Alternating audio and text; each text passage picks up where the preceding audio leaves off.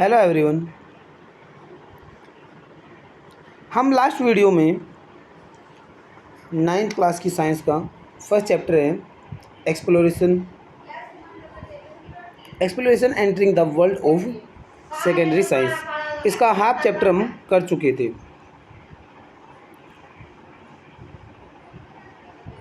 हम यहाँ तक कर चुके थे स्पीड ऑफ लाइट तक। आज हम इसे आगे करेंगे चैप्टर को रेडी गो बायोन। क्या कर रहे हैं? Aeroplanes fuel miss calculation. कह रहा है कि एरोप्लेन के फ्यूल में मिस कैलकुलेशन हो जाती है। किस वजह से हमें ये देखना है। यहाँ पे कह रहा है कि in a well known incident a passenger aircraft run out of fuel mid flight due to a mix up in units. कह रहा है कि एक पैसेंजर एयरक्राफ्ट के अंदर फ्यूल की कमी हो जाती है, फ्यूल ख़त्म हो जाता है जो मिक्स यूनिट की वजह से। जो जैसे यूनिट वो यूज करते हैं ना उनमें, कि मान लिया कि जो लीटर फ्यूल यूज करना था वो लीटर में यूज करना था, वो पाउंड वगैरह में यूज कर पाया, उसने पाउंड वगैरह में यूज करा, जिसकी वजह से क्या हुआ, फ्यूल कम हो गया। क्या कंसेप्ट है? कंसेप्ट वो क्या कर रहा है, क्या लगाया वहाँ पे कि flight need 22,300 kilo fuel in total. कह रहा है कि 22,300 किलो फ्यूल चाहिए था फ्लाइट में, but the ground crew miscalculation the fuel required since they use the density of fuel in pound. उन्होंने जो फ्यूल की डेंसिटी थी वो पाउंड में मेजर कर ली पर लीटर रेदर देन किलोग्राम की बजाय। The aircraft was about 15,000 liters short of fuel and luckily could glide to an emergency landing which damaged the aircraft though there were no casualties। कह रहा है कि भाई वो 22,300 किलो फ्यूल चाहिए था, लेकिन उसमें जो फ्यूल की डेंसिटी थी वो पाउंड पर किलोग्राम में उसने उसको मेजर कर लिया, जिसकी वजह से क्या हुआ, 15,000 लीटर कम फ्यूल वहाँ पे ऐड हुआ, जिसकी वजह से रास्ते में बीच फ्लाइट में फ्यूल ख़त्म हो जाता है। और एमरजेंसी लैंडिंग की वजह से वहाँ पे एमरजेंसी लैंडिंग सेफ हो जाती है, जिसकी वजह से कुछ हानि नहीं होती है, वो वहाँ पे डैमेज होने से या कुछ हानि होने से बच जाता है। फिर लास्ट में कह रहा है कि यूजिंग स्टैंडर्ड यूनिट।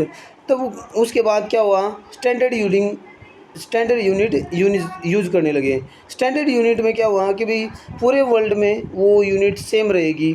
जैसे मान लिया इंडिया में फ्यूल जिस यूनिट में मापा जाएगा, अमेरिका में भी फ्यूल उसी यूनिट में मापा जाएगा। Every avoid conversion and error.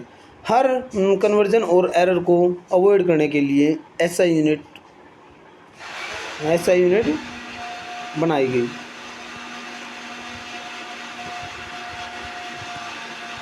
ठीक है, आगे कह रहा है कि threads of curiosity why is kilogram used where everywhere. कह रहा है कि किलोग्राम को हर जगह किलोग्राम क्यों यूज किया जाता है।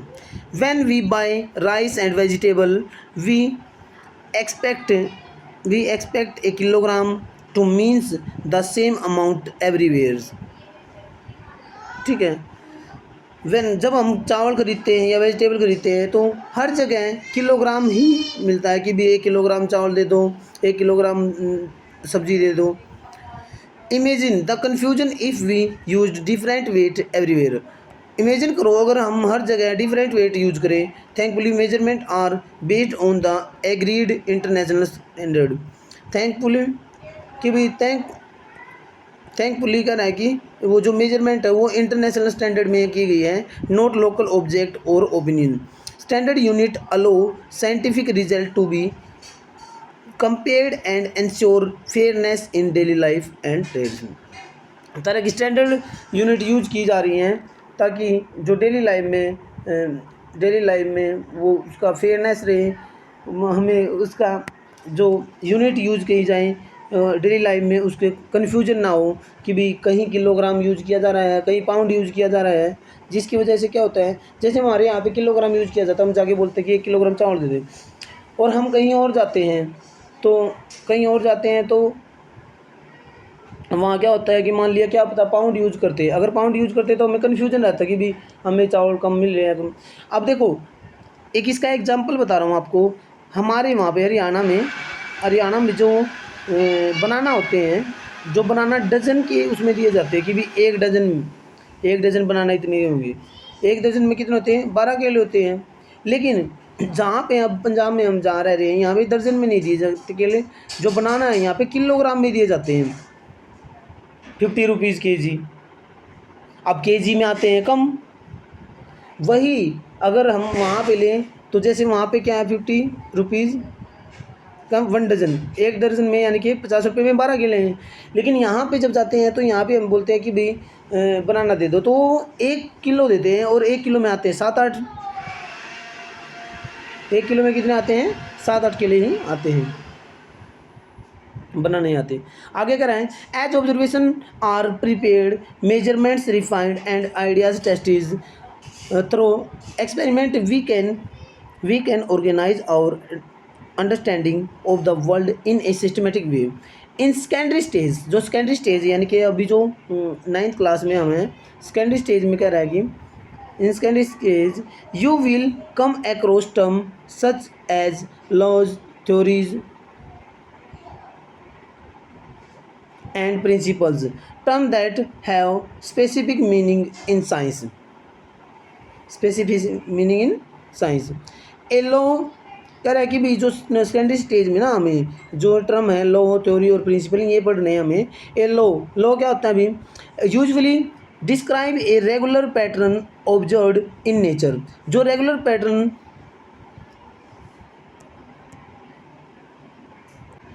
तो आगे क्या कर रहे हैं, often expressed using word और mathematical relationships। कह रहे कि भी लॉ क्या होता है, एक रेगुलर पैटर्न जो ऑब्जर्व किया जाता है नेचर के अंदर, वो लॉ होता है जो यूजिंग जो वर्ड का एक्सप्रेस वर्ड को यूज कर रहा है और मैथमेटिकल रिलेशनशिप को यूज कर रहा है। For example Newton law of motion, for example क्या है, न्यूटन लॉ ऑफ मोशन है। Explain the jerk felt when A bus stops suddenly, जैसे ही एकदम बस रुकती है तो एकदम से क्या होता है, हमें झटका लगता है, तो न्यूटन लॉ ऑफ मोशन है। अब आगे क्या कर रहा है, एक थ्योरी क्या होती है भी, theory goes a step further and provide an explanation of why those pattern occur. Theory क्या होती है कि भी कोई भी पैटर्न क्यों होता है, वो एक थ्योरी होती है उसको बताने के लिए। यूजुअली बेस्ड ऑन एविडेंस के बेस पे होती है थ्योरी, ऐसे नहीं हो थ्योरी कुछ भी दे दी हमने, एविडेंस के बेस पे होती है। Gathered over time and available at that time. For example the atomic theory explain how molecule are form, molecule कैसे फॉर्म होते हैं, जो एटॉमिक थ्योरी एक्सप्लेन की जाती है। तो ये थ्योरी ऐसे नहीं है कि ऐसे दे दिया कुछ भी थ्योरी बना दी, वो क्या होता है, वो जो थ्योरी होती है ना एविडेंस के बेस पे होती है। फिर कह रहा है, थर्ड कह रहा है कि principle are broad ideas that help us make sense in a given situation, जो सिचुएशन हमें दी जाती है उसके सिचुएशन के प्रति आइडियाज़ वगैरह लगाने के लिए, आइडिया वगैरह जो हम लगाते हैं वो क्या होते हैं, प्रिंसिपल होते हैं। For example the principle of conservation of energy being applied when climbing up the stair, जब हम स्टेयर क्लाइंब करते हैं, स्टेयर चढ़ते हैं, तो एनर्जी, कंजर्वेशन ऑफ एनर्जी, वहाँ पे प्रिंसिपल यूज होता है। एनर्जी क्या होती है, एनर्जी एक फॉर्म से दूसरी फॉर्म में चेंज होती है, एनर्जी ना तो ख़त्म होती है ना ही बढ़ती है। फिर आगे कह रहा है, do remember that in science A theory does not means A gas और एन अनटेस्टेड आइडियाज़। कह रहा है कि साइंस के अंदर जो थ्योरी का मतलब है सिर्फ एक गैस करना नहीं है, सिर्फ सोचना नहीं है, और ना ही कोई एक अनटेस्टेड आइडिया यानी कि बिना टेस्ट किए हुए कोई आइडिया नहीं है। It is an explanation based on careful testing. ये क्या होता कह रहा है कि ये एक्सप्लेनेशन बेस्ड केयरफुल टेस्टिंग होते हैं, केयरफुल टेस्टिंग की जाती है एंड क्रिटिकल एग्जामिनेशन, और उसकी एग्जामिनेशन भी की जाती है। These ideas are always open to improvement and often change as new evidence become available. This is a key feature of science that make it reliable. ये एक की फीचर है साइंस का जो साइंस को रिलायबल बनाता है। फिर आगे क्या कर रहे हैं, one of the most remarkable strength of science is its ability to make prediction. कह रहे हैं कि एक और जो रिमार्केबल स्ट्रेंथ है साइंस की वो क्या है कि भी हम किसी भी चीज़ की प्रिडिक्शन लगा सकते हैं। When law theory and model are well established, they allow to anticipate what will happen under new or different condition before we can perform an experiment, and in many cases even if we cannot perform an experiment।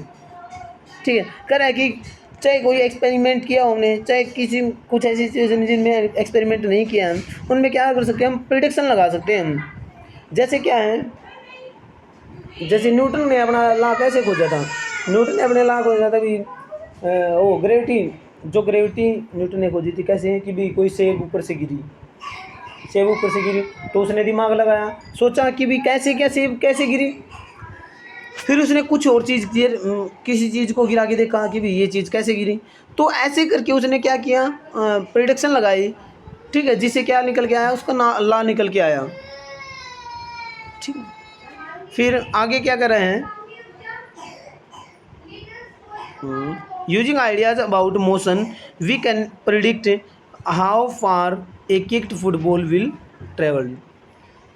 कि भी जैसे kick, जैसे using ideas about motion, motion के idea से हम क्या prediction लगा सकते हैं कि हम किस चीज़ को किक करेंगे तो वो कितनी दूर जाएगी। Using knowledge of the chemical reaction, chemical reaction के नॉलेज से हम क्या आइडियाज़ लगा सकते हैं, we can estimate how much carbon dioxide will be produce और how soft a baked bread मोल्ड B.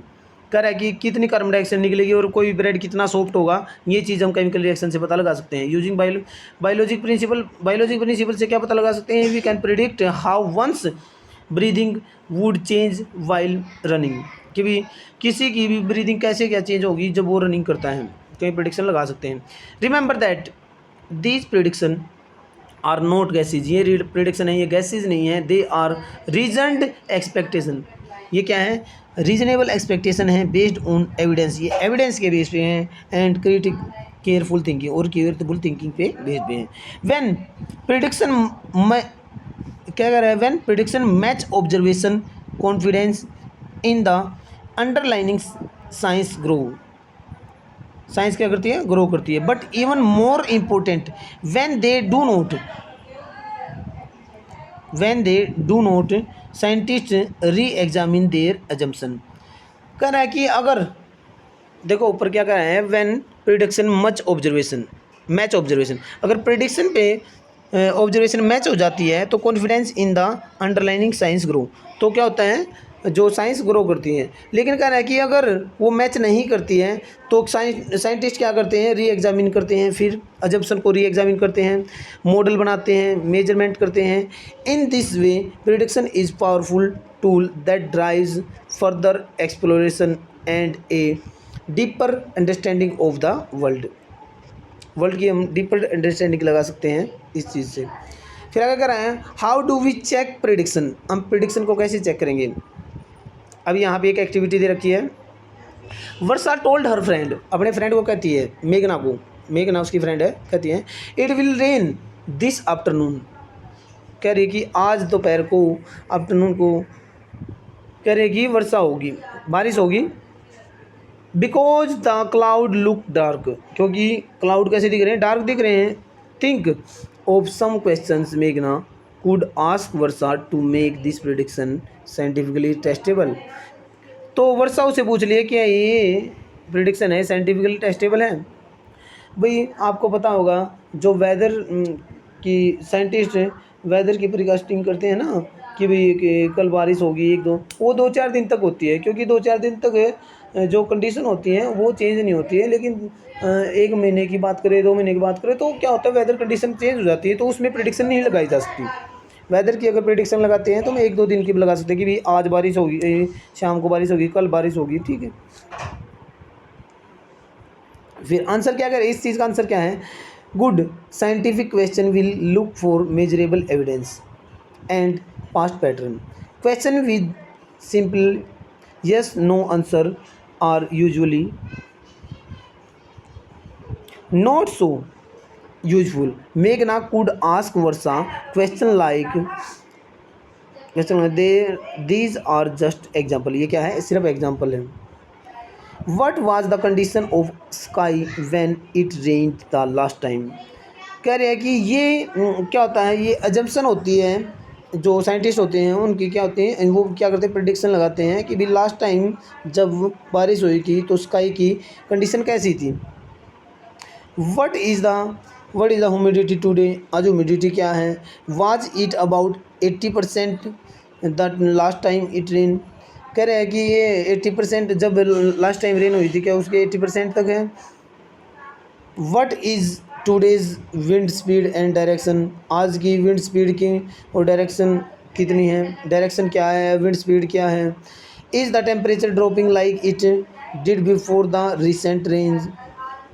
Question like these ask about measurable data and past pattern which go beyond mere look cloud look dark, ठीक है। आगे क्या कर रहे हैं, why do weather forecast sometime go wrong.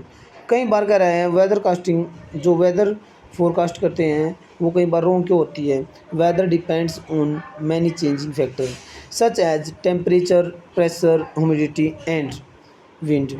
Weather forecasting use measurement and model but very tiny difference in conditions can grow over times and lead to sometimes completely different.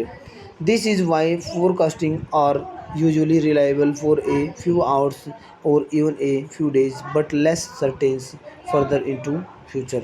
कह रहा है कि भी जो मैंने बताया था जो वेदर फोरकास्टिंग है उसको कुछ दिन के लिए, कुछ घंटों के लिए, 1-2 दिन के लिए किया जा सकता है, आगे ज़्यादा दिन टाइम के लिए किया जा सकता है, क्योंकि कंडीशन, जो वेदर कंडीशन है वो चेंज होती रहती हैं और वेदर कंडीशन चेंज होगी तो भी टाइम, जैसे मान लिया टेम्परेचर बढ़ गया, टेम्परेचर घट गया, ह्यूमिडिटी बढ़ गई, विंड स्पीड बढ़ गई, तो ये बहुत सारे फैक्टर हैं बारिश होने के, ठीक है। आगे, even the most successful scientific theories have limit and may fail when conditions are explored और when measurement become more precise.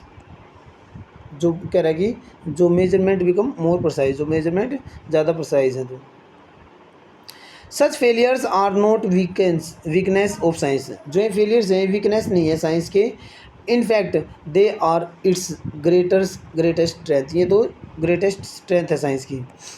When prediction do not match observation, अगर मैच नहीं करती ऑब्जर्वेशन से, scientist do not reject idea को reject नहीं करते based on opinion और believe but only on evidence.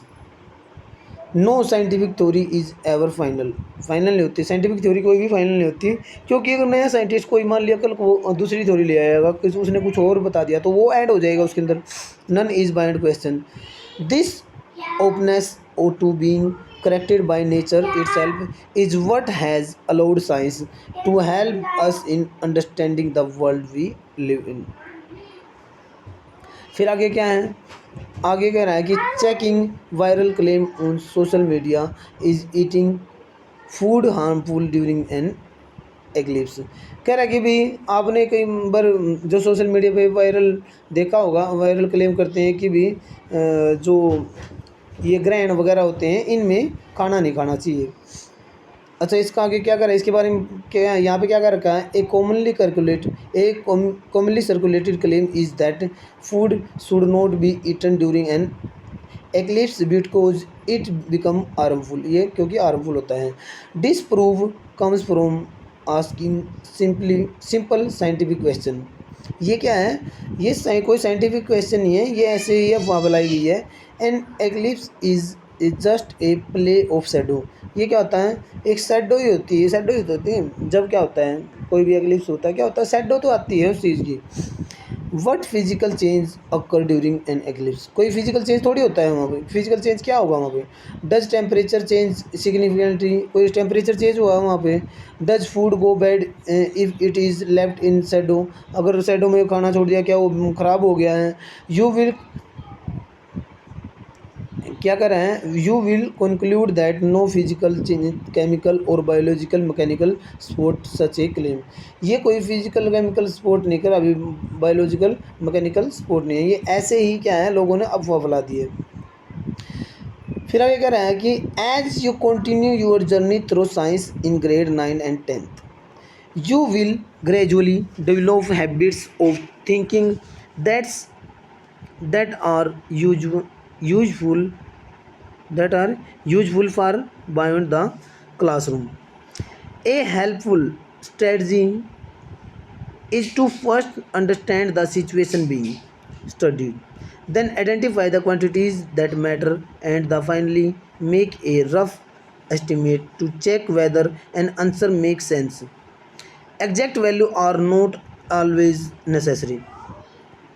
क्या होता है कई बार भी क्या होता है, हम किसी चीज़ की कैलकुलेशन करते हैं या कुछ भी निकालते हैं तो हम उसकी क्या करते हैं, उसकी अप्रोक्सीमेट वैल्यू ले लेते हैं, ठीक है।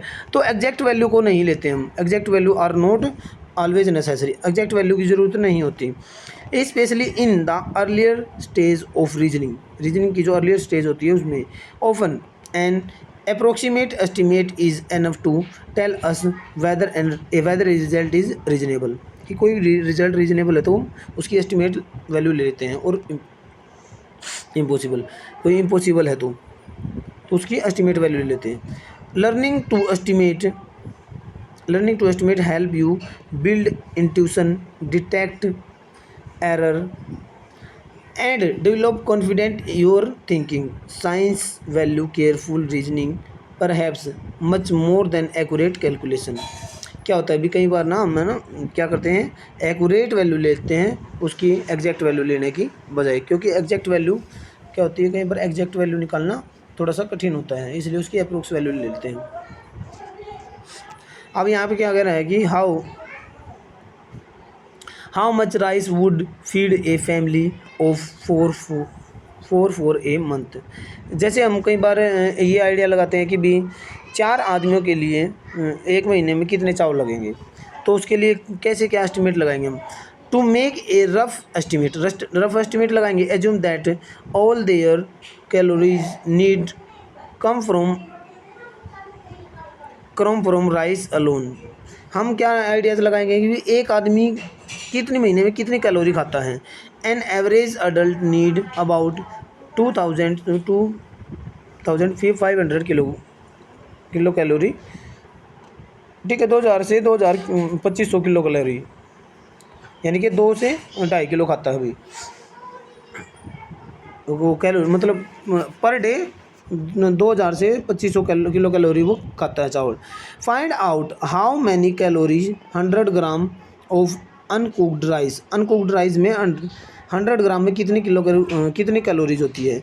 Rice provide when cooked and use this to estimate the daily requirement for the family. फिर हम क्या करेंगे, उसकी डेली रिक्वायरमेंट को निकालेंगे कि भी डेली रिक्वायरमेंट क्या होगी। The aim is not to get an exact number, aim exact number निकालना नहीं है, but to check whether the answer make sense, as 100 gram for month is clearly too little. 100 gram क्या है monthly में, ये monthly के लिए तो बहुत ज़्यादा छोटी है, लेकिन उससे क्या होगा, हम इस छोटी यूनिट से क्या होगा, हम एक आइडिया लगा लेंगे। While a few tons is far too much, क्योंकि एक जो टन है वो बहुत ज़्यादा बड़ा है। Such estimate help connect science to every day question, ऐसे जो एस्टिमेट हमें साइंस के साथ डेली बाई डेली क्वेश्चन को कनेक्ट करने में हमारी हेल्प करते हैं। About food and resource and so why approximate reasoning is an important scientific skill, इसलिए भाई अप्रोक्सीमेट है वो क्यों इम्पोर्टेंट है साइंटिफिक स्किल के लिए। फिर आगे क्या है, आगे कह रहे हैं कि example 1.3 estimate how many litre of air you breathe in one day, कि भी हम कितनी लीटर एयर एक दिन में ब्रीथ करते हैं। Start by estimate how many breath you take per minute, इससे हम कैसे निकालेंगे कि भी हम एक मिनट में कितनी ब्रीथ लेते हैं, एक मिनट में कितनी ब्रीथ लेते हैं। And the volume of one breath, और हम एक ब्रीथ की वॉल्यूम निकालेंगे कि भी एक, जैसे मैंने एक सांस लिया तो कितनी वॉल्यूम, कितनी एयर अंदर गई। Your aim is not to find an exact answer, यहाँ भी हमारा एग्जैक्ट आंसर निकालना कोई एम नहीं है, बट ए रीजनेबल एस्टिमेट निकालना हमारा, यहाँ पे एस्टिमेट निकालना हमारा aim. At rest we take about 12 to 15 breath, जब रेस्ट में हम होते हैं 12 से 15 ब्रीथ हम लेते हैं एक मिनट के अंदर। देर आर 60 × 24 यानी कि 1440 मिनट होगी।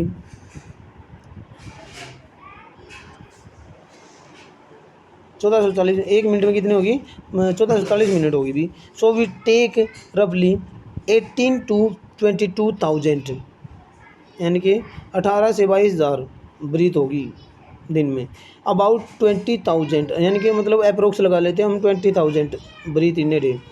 We also need to find the volume of air in one breath, एक ब्रीथ में हम कितनी वॉल्यूम को देखें भी कितनी वॉल्यूम एक ब्रीथ के अंदर लगती है। One way to estimate this is to think that it take about 4-5 breaths to fill a typically rubber party balloon. हम क्या करेंगे, एक रबर पार्टी बैलून मतलब हम एक बैलून को फुलाने की एक मतलब पार्टी बनाएंगे, या मतलब 2-4 आदमी हम इकट्ठा हो गए रबड़ को फुलाने की वो देखेंगे। हम देखेंगे भी हम एक सांस में बैलून को कितना फुला पाते हैं, एक सांस में बैलून को कितना फुला पाएंगे। उस बैलून की जो वॉल्यूम निकलेगी तो हमारे एक सांस में एयर की वॉल्यूम निकल जाएगी, ठीक है। फिर उसके बाद क्या देखेंगे हम, विच when inflated have a volume of about 2 litre, अगर मान लिया अबाउट 2 लीटर के करीब निकलती है। So one breath is perhaps about 0. कह रहा है कि अब अगर हम 4-5 ब्रीथ में बैलून को फुला देते हैं, उस बैलून में 2 लीटर आता है, तो हम लगा लेते हैं उससे अप्रोक्स एक ब्रीथ में हम लगा लेते हैं 0.5 लीटर एयर जाती है। Hence we breathe in about 10,000 litre of air a day, तो उससे हम अप्रोक्स मतलब उससे अंदाज़ा लगा लेते हैं कि 10,000 लीटर एयर हम एक दिन में 10,000 लीटर ब्रीथ कर जाते हैं, ठीक है। Now it is hard to see if the estimate is reasonable for और नोट, कह रहा है कि ये एस्टिमेट रीजनेबल है या नहीं है। But if we go back to our balloon example, हम अपने एग्जाम्पल जाते हैं। One could blow up a balloon in about 20 second, अगर कोई 20 सेकेंड में उसको बुला देता है। So maybe could fill 3 balloons in a minute, तो 3 बैलून फुलाएगा एक मिनट में। मल्टीमेट, तो इसको मल्टीप्लाई कैसे करेंगे, 3 बैलून पर मिनट मल्टीप्लाई 2 लीटर पर बैलून, एक बैलून में 2 लीटर है, मल्टीप्लाई 40 मिनट पर डे, ठीक है। तो ऐसे निकालेंगे तो विल अबाउट 640 लीटर, तो 640 लीटर। तो इसको निकालने के लिए ये फॉर्मूला अप्लाई करना पड़ेगा कि हम कितनी एयर हम एक दिन में लेते हैं। Which for the estimate purpose of is reasonable close to your earlier estimate of 10,000 litre, 10,000 से कम है ये, उसके क्लोज ही है। Naturally we would get extremely tired very quickly after blowing balloons non-stop, unlikely normally restful breathing।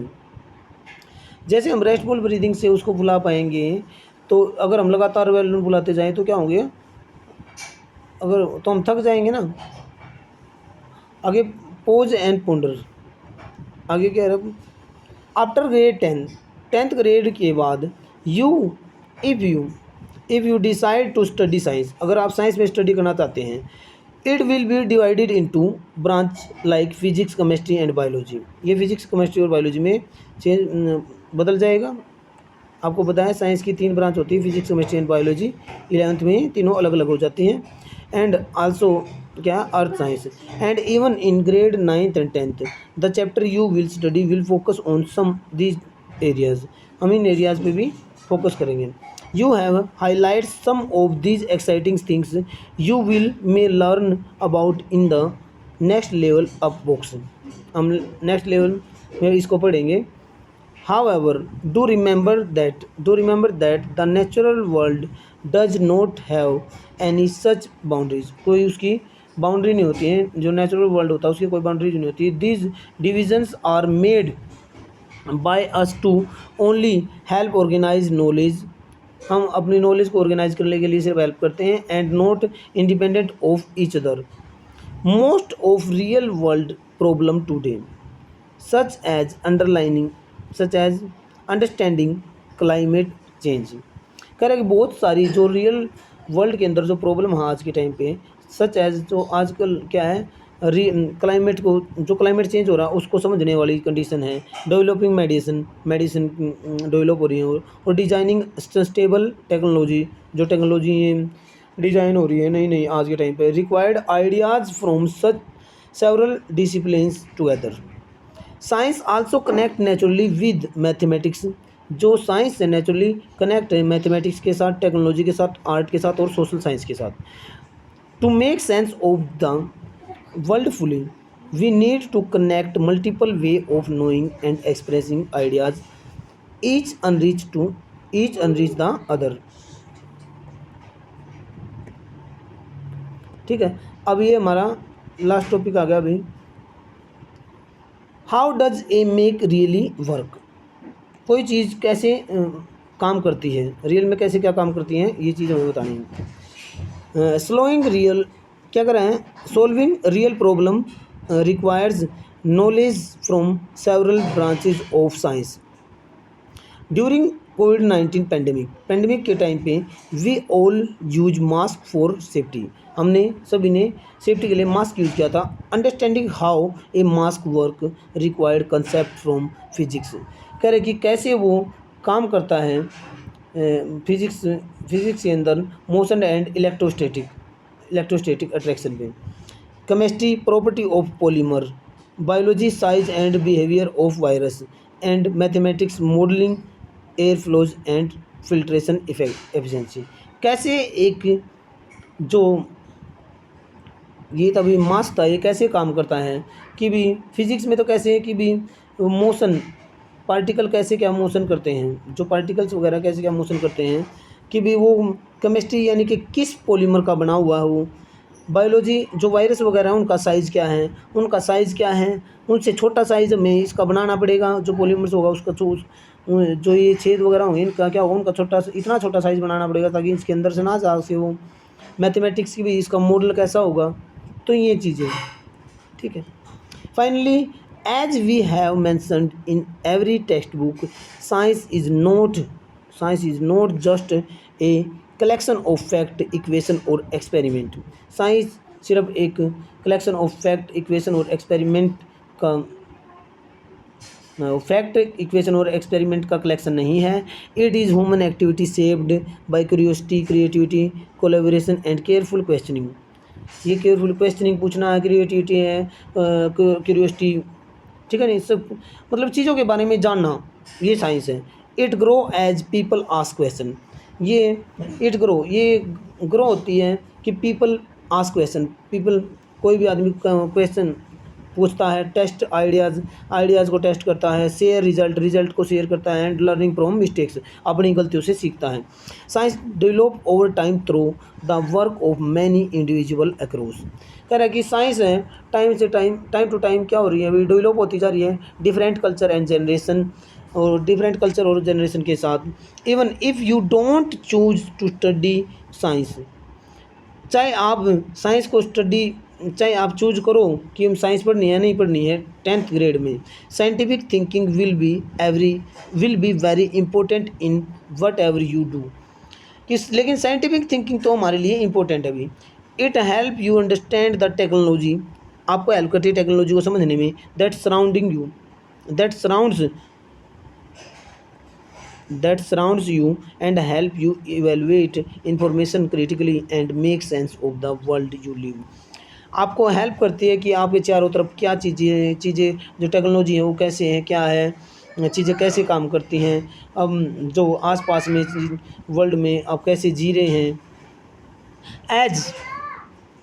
As you begin this stage of exploration, जैसे आप stage पे पहुंचते हैं एक्सप्लोरेशन यानी 9th क्लास में पहुंचते हैं, science invites you not only to learn about world, आपको सिर्फ इसलिए नहीं इनवाइट करा है कि आप not only to learn about world के बारे में जानना है, but also to learn how we are trying to understand it, लेकिन हमें यह भी जानना है कि कोई चीज़ कैसे, हमें यह चीज़ बट आल्सो लर्न, हमें यह भी लर्न करना है how we are trying to understand it, हमें कैसे इस चीज़ को समझना है। embark on your journey of discovery, looking carefully through the magnifying glass, evidence and guided by the compass of curiosity। कह रहा है कि भी इस जर्नी में हम जब इस जर्नी में 9th क्लास में 10th क्लास में जब हम जाएंगे तो हमें चीज़ों की ना केयरफुली, हमें चीज़ों के थ्रू चीज़ों पे ना केयरफुली थ्रू जाना, हमें जैसे मैग्नीफाइंग ग्लास होता है, हमें चीज़ों को मतलब गहराई से देखना है, और हमें कैंपास कह रहा है कि guided by the compass of the curiosity. ठीक है, क्यूरियोसिटी मतलब हमें जिज्ञासु रहना है चीज़ों को जानने के लिए, चीज़ों के बारे में जानने के लिए हमें क्यूरियोसिटी, ठीक है, जिज्ञासु रहना है। Happy exploring. तो ये चैप्टर हमारा यहाँ पे कंप्लीट होता है। थैंक्स फॉर वॉचिंग वीडियो भी।